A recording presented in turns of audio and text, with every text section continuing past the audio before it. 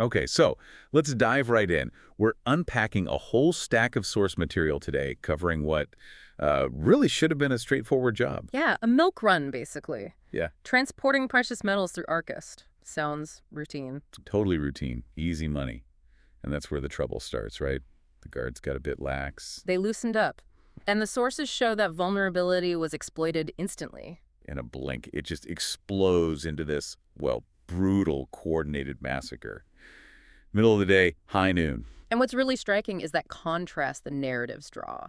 You have this, carefree murmur of the city 1 second. Soldiers joking around. Exactly. And the next, absolute surgical terror. This wasn't random. The planning, it was deep. Yeah, if you're following this operation, the key thing is the enemy knew exactly when and where the Grim Shadows would be weakest. That initial moment really sets the scene. The soldiers are, talking about Starfaller opening a pub? Huh, yeah. Yeah. Kicking around names like the Broken Blade or maybe brewing a dagger in your back stout. And Karis, the scout, is just trying to win 10 gold in a dice game, completely off guard. And that's when it hits. A sharp whistle, then bam, first arrow. Karis, clean through the throat. Instant kill. And that speed, that precision, it screams professional work. Definitely. The attack hits immediately, and it's sophisticated. 2 prongs, right? Archers and shock troops. Right. Let's break that down because it shows the complexity. You've got the Silver Veil archers up on the rooftop. And their accuracy is terrifying.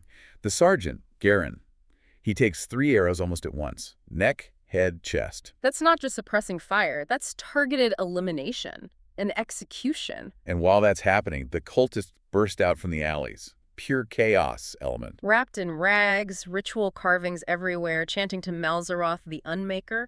Their whole purpose seems to be sowing terror while the archers provide that lethal cover. But wait, there's something I wanted to ask about that. If the archers were so deadly accurate, why the suicide blast almost immediately? That's a good question. It does seem like overkill, doesn't it? Yeah, one cultist detonates with the force of a thunderclap. Takes out the first cart entirely. Why so soon? Well, maybe it wasn't just about property damage. Think about the psychological impact. Instant, overwhelming chaos and casualties. Ah, okay. So it's an opening shockwave.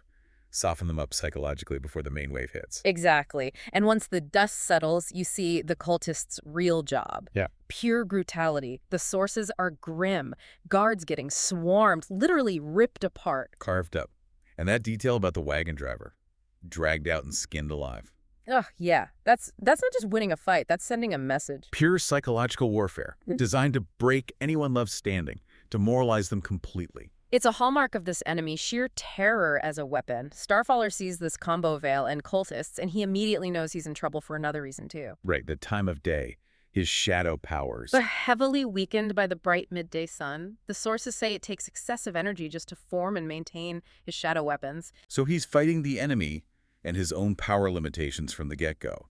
A huge disadvantage. Which forces an immediate defensive posture. The remaining Grim Shadows try to form up. And Rena, the new battle mage, steps up big time. She does. Instantly throws up a protective dome over 3 of the carts, trying to preserve what she can. But even that shows how intense the attack is.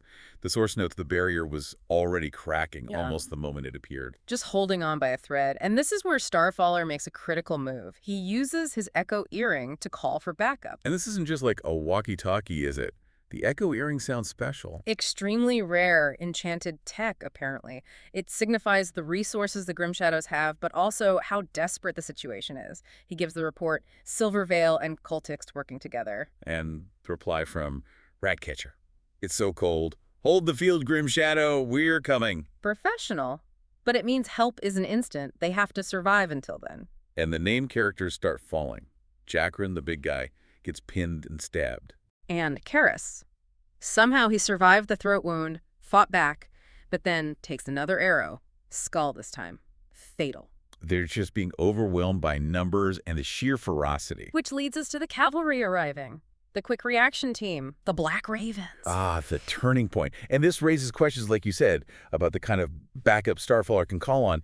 This is serious power. Serious is an understatement. They arrive on enchanted flying carpets. The visual is amazing. 3 mages just raining down elemental destruction. You've got fire, lightning ripping through the arches on the roofs, and ice spears impaling cultists below. Instant shift in the fight's momentum. But it's not just air support. 4 more carpets land elite ground troops. urban warfare specialists. They deploy with surgical precision, setting up a phalanx of unbreakable steel at the alley entrances. And systematically clearing those rooftops, taking out the Silver Veil threat, just textbook overwhelming force. Okay, so tactically, the Grim Shadows are saved, the ambush is broken, the external threat neutralized. It seems that way. But here's the twist, right?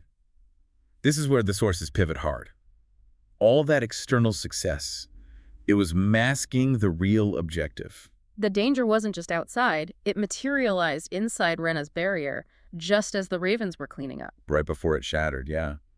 Which makes you wonder, Was the entire massive attack archers, cultists, the suicide bomber, just an elaborate, costly diversion? to keep Starfaller busy, draw out the Ravens, so the real killers could get close. It seems chillingly plausible, because that's when mist and smoke appear. Freelance assassins, ghosts in the underworld, known for perfect, merciless kills.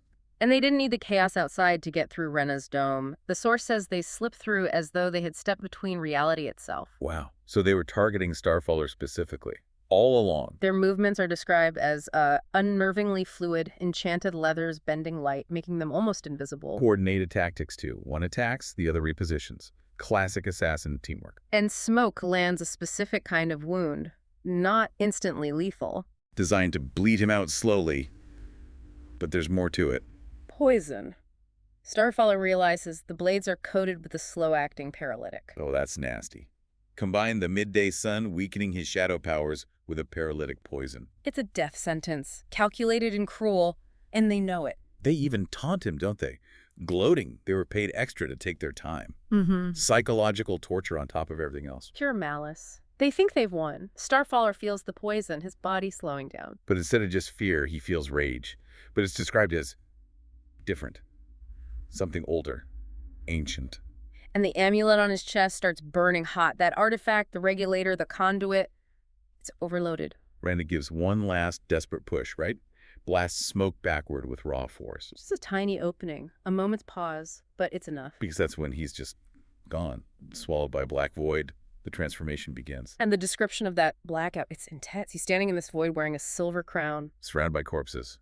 Thousands. Tens of thousands. And he's feeding something. A great shadow bound in chains, silver and black, making a deal. Promising it anything it wants as long as they feed.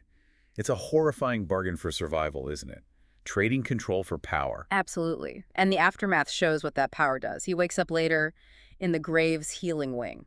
Which sounds like a secure, specialized facility, not just any infirmary. Reserved for high-value individuals, yeah. And he feels weaker than ever. Saren gives him the report, and it's brutal. He killed Mist and Smoke. With his bare hands. Ripping them apart, piece by piece. Fingers, hands, feet, legs, arms. And the detail that chills you, he was laughing and speaking in some unknown language the whole time. That sheer, uncontrolled violence is what finally broke the enemy. Terrified the survivors into fleeing. It seems so. So the convoy is saved, Starfaller survives. On the surface, tactical victory. But then Saren connects the dots. This ambush wasn't isolated. No, it was part of a much larger citywide assault. The Silver Veil hitting multiple targets, allies taking losses, retaliation on a grand scale. And then comes the gut punch. The strategic disaster hidden beneath the tactical win. Saren reveals the real target, the Red Hand, the Grim Shadows battle commander. Ruthless, calculating, essential. Assassinated by Mist and Smoke earlier that day, before the ambush on Starfaller's convoy even started. Oh, so Starfaller killing them. Was too late. He avenged the Red Hand, maybe, but didn't prevent the death. Exactly. The Red Hand was the priority target all along. The ambush, the convoy attack, it might have been secondary, or even just punishment. So the enemy traded, what, dozens of cultists, archers, plus their two best assassins. For the single most important military mind in the Grim Shadows. Strategically, that's a win for the enemy, a devastating one. It fundamentally changes the war. The tactical victory of saving the convoy is completely overshadowed. The Red Hand's death leaves this huge vacuum, probably costs the Grim Shadows far more in the long run than losing those medals ever would have. So let's synthesize this for you. Nah. The Black Ravens coming in, that saved Starfaller, saved the immediate situation. Tactical success. Confirmed his value. But the strategic failure was catastrophic. The enemy achieved their main goal, eliminating the Red Hand. And the irony is thick. The greatest threat in that alley wasn't the dozens of enemies, it was the uncontrollable power inside Starfaller. A power that only fully woke up after the Red Hand was already dead.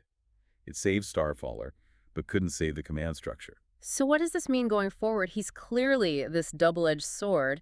This immense power comes at a terrible cost, fueled by despair. He has to feed this ancient shadow just to survive these moments. Which brings us back to that final, really puzzling detail. He wakes up feeling weaker than ever. Despite unleashing this incredible power, standing in the void, wearing a crown, feeding off the carnage, killing elite assassins, he feels drained. If feeding the shadow, if this victory in the void is supposed to make him stronger, why the profound weakness? Is the cost of wielding that power pure exhaustion? Or is there something else? Is the price of that internal bargain more than just fatigue? What if the shadow wants him weak, making him more reliant on it next time? That's the question we'll leave you to think about. What is the true cost of that silver crown?